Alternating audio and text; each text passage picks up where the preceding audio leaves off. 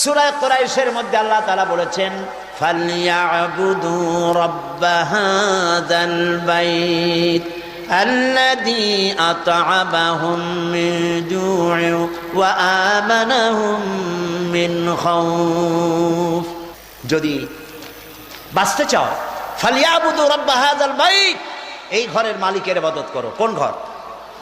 কাবা শরীফ। কাবা শরীফ এই ঘর, এই কাবা শরীফের মালিক কে? আল্লাহ।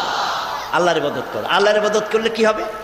আল্লাযী আত'আমাহুম মিন জু'ইন ওয়া আমানাহুম মিন খাউফ। তাহলে ক্ষুধার সময় খাবার পাবা আর ভীতির সময় নিরাপত্তা লাভ করতে পারবা। সন্ত্রাস বাংলাদেশ থেকে নির্মূল হবে না, 100% সন্ত্রাস নির্মূল হবে না। 100% সন্ত্রাস যদি নির্মূল করতে চাই, কোরআনের আইনের কোনো বিকল্প নাই। সুবহানাল্লাহ।